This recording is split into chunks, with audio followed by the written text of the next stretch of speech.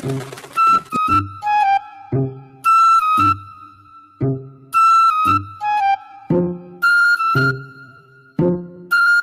जंगल में टुनटुनी अपनी माँ टूनी और अपने पिता टुन्नू के साथ रहा करती थी। टुनटुनी बहुत ही पढ़ी लिखी थी और समझदार भी।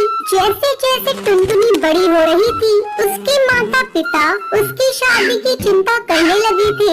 एक बार टूनी टुन्नू के साथ बैठकर बात कर रही होती है। सुनो जी, बेटी की शादी की चिंता है भी या नहीं? झाड़ जैसी लंबी हो गई है, उसकी शादी भी तो करनी है। कुछ इसके बारे में सोचा भी है या नहीं? अरे ये भी कोई सोचने की बात है। मेरी बेटी सुंदर है, सुशील है और साथ में पढ़ी लिखी हुई है। उसके लिए तो हजारों पक्षियों के रिश्ते आएंगे। तभी वहाँ टुनटुनी आ जाती है और बोलती है सही कहा पापा आपने। अभी तो मैं छोटी हूँ और इतनी भी जल्दी क्या है मुझे घर से भेजने की। और वैसे भी मुझे आजकल के फुकरे चिड़े पसंद नहीं है। तो पापा रहने दो और आप माँ को थोड़ा समझा दो। तुम दोनों बाप बेटी से तो बोलना ही बेकार है। उड़ा लो मजाक, जा रही हूँ मैं। टूनी गुस्से से वहाँ से चली जाती है। ऐसे ही कुछ दिन गुजर जाते हैं। एक दिन टुन्नू टूनी के पास जाता है और उससे बोलता है, अरे ओ भगवान, आज मैं तुम्हारे लिए ऐसी खबर लेकर आया हूँ जिसे सुनते ही तुम उछल पड़ोगी खुशी से। क्या जी, ऐसी पहेली क्यों बुझा रहे हो? जो भी बोलना है साफ साफ बोलिए।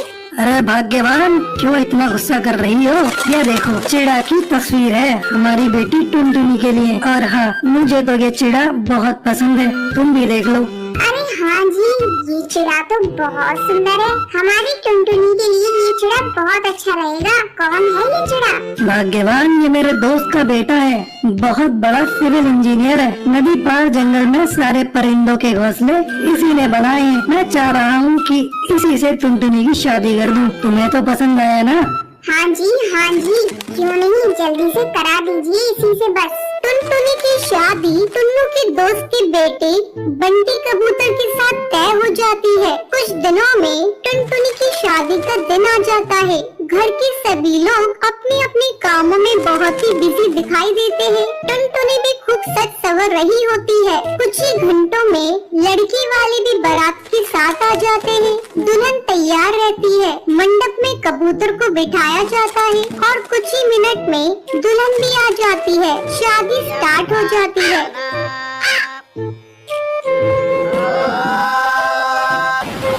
तभी शादी के बीच में ही बहुत जोर का तूफान और बारिश आ जाती है। सभी इधर उधर लग जाते हैं और कुछ ही मिनटों में पूरा जंगल पानी से भर जाता है। सभी पक्षी इधर उधर उड़कर अपनी जान बचा रहे होते हैं।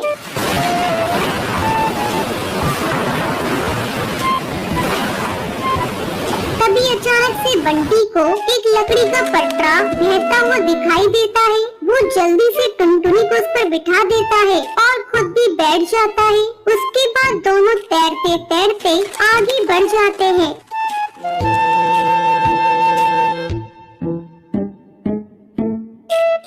लकड़ी के पटरे पर बहुत दूर आगे जाने पर उन्हें एक नाव नजर आती है। वो दोनों उसके पास जाते हैं और बंटी उस नाव की सहायता से सभी की हेल्प करता है और सभी पक्षियों को भी बचा लेता है और साथ में अपने अपने माता पिता और सास ससुर की भी जान बचाता है। बंटी कबूतर की बहादुरी देखकर टुनटुनी बहुत खुश होती है और मन ही मन उससे प्यार करने लग जाती है। कुछ दिनों बाद पानी सूख जाता है। जंगल में फिर से बाढ़ आ जाती है और उन दोनों की शादी बहुत ही धूमधाम से हो जाती है। किसान अपनी पत्नी के साथ रहता था। एक दिन वह किसान अपने खेतों की तरफ जा रहा था। तभी उसे एक गड्ढे में से आवाज आती है। अरे ये कैसी आवाज है? लगता है कोई कुत्ते का बच्चा है जो मुसीबत में है। मुझे इसे बचाना होगा, नहीं तो ये मर जाएगा। फिर वो गड्ढे में झांक कर देखता है तो उसे वहाँ एक छोटा सा कुत्ते का बच्चा दिखाई देता है। वह उसे देखकर दंग रह जाता है। उसका रंग नीला होता है। ये तो कोई कुत्ते का बच्चा लगता है, लेकिन ये तो नीले रंग का है। मैंने तो इससे पहले कभी भी नीले रंग का कुत्ता नहीं देखा। इसे घर ले चलता हूँ। सुमन तो इसे देखकर बहुत खुश हो जाएगी। फिर वह किसान उस बच्चे को निकालता है और अपने साथ लेकर घर की ओर चल देता है। अरे सुमन, जल्दी बाहर आओ, देखो मैं तुम्हारे लिए क्या लाया हूँ। तभी उसकी पत्नी बाहर आती है और कुत्ते के बच्चे को किसान के हाथ में देखकर चौंक जाती है। हाय, कितना प्यारा है, ये तो नीले रंग का है। अजी, आपको कहाँ से मिला? क्या मैं इसे अपने साथ रख सकती हूँ? मुझे बचपन से एक कुत्ते के बच्चे को पालने का बहुत शौक था। हाँ हाँ, क्यों नहीं, मैं इसे तुम्हारे लिए ही तो लाया हूँ। लेकिन ये आपको मिला कहाँ से? मैं खेत की तरफ जा रहा था, तभी अचानक गड्ढे से इसके रोने की आवाज आई। मैंने झांक कर देखा तो मुझे ये उसमें पड़ा हुआ मिला। ये जरूर भूखा होगा, तुम इसे कुछ खाने को दे दो। इतना बोलकर किसान वहाँ से चला जाता है। फिर सुमन उसकी खूब देखभाल करती है। वह दिन भर उसके साथ खेलता कूदता है। सुमन भी उसे पाकर बहुत खुश थी। वह कुत्ता पूरे गांव में आकर्षण का केंद्र था। वह जब भी गांव में घूमने निकलता, सारे गांव वालों की नजर उसी पर टिक जाती थी, क्योंकि किसी ने भी नीले रंग का कुत्ता पहले अपनी जिंदगी में कभी भी नहीं देखा था। अरे हरिया, देख तो, ये उसी किसान का पिल्ला है। तुमने कभी नीले रंग का कुत्ता देखा है क्या? नहीं भाई, मैंने तो पहली बार ऐसा कुत्ता देखा है। लेकिन ये इस किसान को मिला कहाँ से? इतना अनोखा कुत्ता खरीदने की हैसियत तो इस किसान की है नहीं। अरे भाई, इससे तो ये किसी गड्ढे में पड़ा हुआ मिला था। मुझे तो लगता है जरूर ही ये कोई जादुई कुत्ता है। तुम्हें क्या लगता है, बाजार में इसकी क्या कीमत होगी? भाई, ये तो नायाब चीज है, ये तो अनमोल होगा। इसके हमें मुंह मांगे पैसे मिलेंगे। भाई, हर नायाब चीज पर तो सिर्फ हमारा ही अधिकार है। देर किस बात की, आज रात को ही इसे किसान के घर से चुरा लेंगे। रात होने पर किसान और उसकी पत्नी घर में सो रहे होते हैं।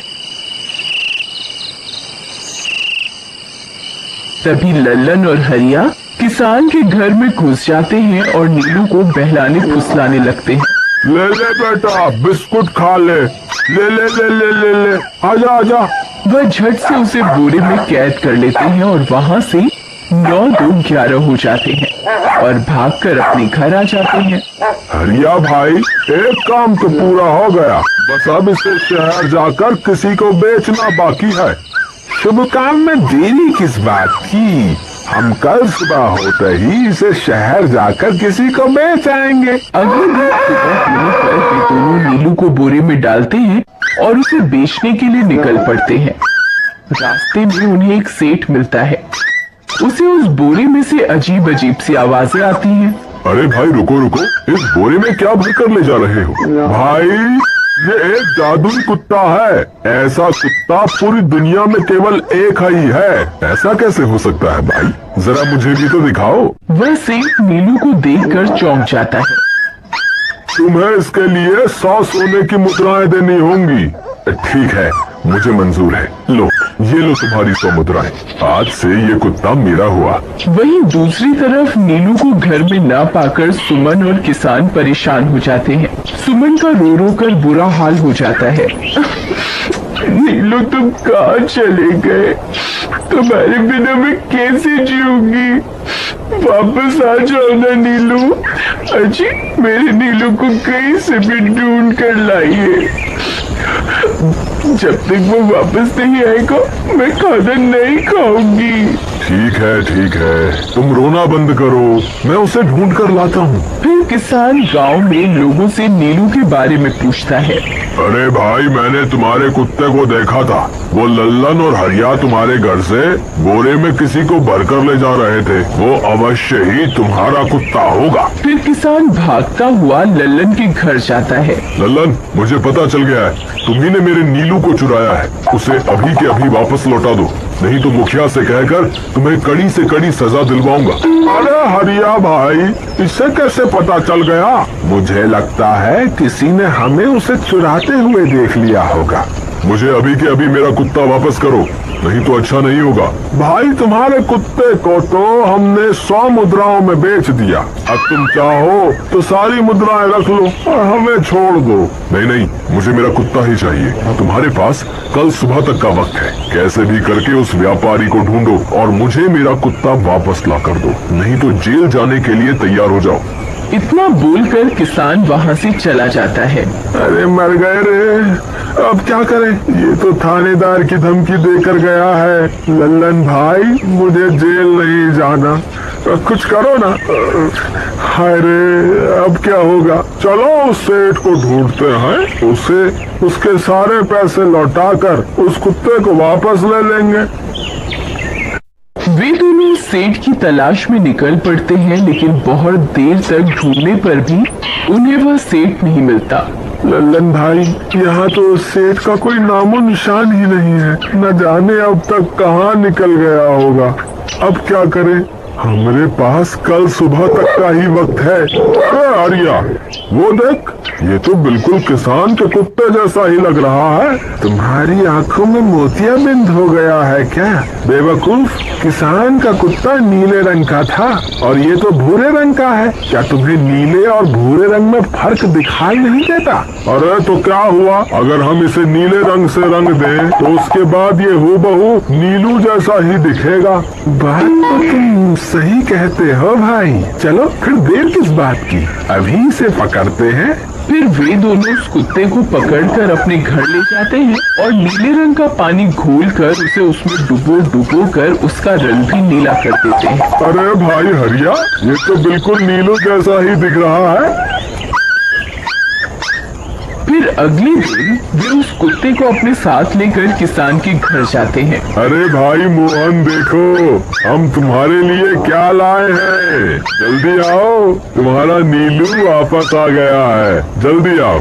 किसान और सुमन की खुशी का ठिकाना नहीं रहा। लल्लन और हरिया, तुमने गुनाह तो बहुत बड़ा किया था, लेकिन वक्त रहते तुमने अपनी गलती को सुधार लिया, इसलिए मुझे तुमसे अब कोई शिकायत नहीं है, तुम दोनों जा सकते हो। फिर वे दोनों वहाँ से निकल जाते हैं। नीलू, तुम वापस आ गए, मुझे तुम्हारी कितनी फिक्र हो रही थी, कहाँ चले गए थे तुम? हाँ, आज की बाद मैं तुम्हें कभी अकेला नहीं छोड़ूंगी। मेरा नीलू इतने दिनों बाद घर आया है, इतना गंदा भी हो गया है। चलो अब हम नहाई करेंगे। फिर सुमन उसे नहलाने लगती है। अरे बेटा नीलू, नाई करेगा, इतना गंदा हो गया है। पानी उसके ऊपर पड़ते ही वह कुत्ता छटपटाने लगता है। अरे क्या हुआ नीलू, तुझे तो नहाना बहुत पसंद था, आज क्या हो गया तुझे? तभी उसका सारा नीला रंग उतरने लगता है। अरे ये क्या, इसका रंग क्यों उतर रहा है? तभी वो कुत्ता गुस्से में आकर सुमन को काट लेता है। अरे मर गई रे, हाय रे, अरे सुनो जी, इसने तो मुझे काट खाया। हाय रे अजी, सुनते हो, जल्दी आओ, मुझे लगता है ये हमारा नीलू नहीं है, देखो इसका तो सारा रंग ही उतर गया। ये तुमने ठीक नहीं किया लल्लन, अब मुझसे बुरा कोई नहीं होगा। फिर किसान गुस्से में लल्लन और हरिया के घर जाता है। ए लल्लन, दरवाजा खोल, ए लल्लन जल्दी दरवाजा खोल, नहीं तो इसे तोड़ दूंगा। आज तुझे मुझसे कोई नहीं बचा सकता। अरे मर गए रे, ये तो उसी किसान की आवाज है, लगता है इसे हमारी तरकीब के बारे में पता चल गया। अरे क्या हुआ भाई, इतने गुस्से में क्यों हो? तुम्हें क्या लगता है मैं बेवकूफ हूँ? तुम किसी भी आवारा कुत्ते को नीला रंग चढ़ाकर हमें दे दोगे और हम मान लेंगे कि वो नीलू है? भाई हमें माफ कर दो, हमने उस सेठ को ढूंढने की बहुत कोशिश की, लेकिन उसका कोई नामो निशान नहीं मिला। भाई तुम ये 100 मुद्राएं रख लो, अब इससे ज्यादा हम तुम्हारे लिए और कुछ नहीं कर सकते। अगर तुम चाहो तो हमें जेल भिजवा दो, हम दोनों अपनी गलती की सजा काटने को तैयार हैं। किसान उदास हो जाता है और उनसे 100 मुद्राएं लेकर वापस अपने घर आ जाता है। मुझे माफ कर दो सुमन, मैं तुम्हारे नीलू को नहीं ढूंढ पाया। ये लो, ये 100 मुद्राएं हैं। नीलू को बेचने पर उन्हें इतने पैसे मिले थे जो उन्होंने मुझे दे दिए हैं। उन्हें अपनी गलती का बहुत पछतावा है, लेकिन अब कुछ नहीं हो सकता। नहीं, मेरा नीलू जरूर वापस आएगा। हम एक काम करते हैं, कल सुबह इन 100 मुद्राओं का भोजन खरीद कर गरीबों में बांट देंगे। क्या पता उनकी दी हुई दुआओं से हमारा नीलू वापस आ जाए। अगले दिन सुबह होने पर वे दोनों उन पैसों से गरीबों में भोजन बांट देते हैं और वापस अपने घर की ओर चल देते हैं। तभी उन्हें कुछ आवाजें सुनाई देती हैं। वे दोनों चौंक जाते हैं। तुम वापस आ गए। तुम कहाँ चले गए थे? मैं तुम्हारे बिना कितनी उदास हो गई थी। किसी ने सच ही कहा है, दुआओं में बहुत शक्ति होती है।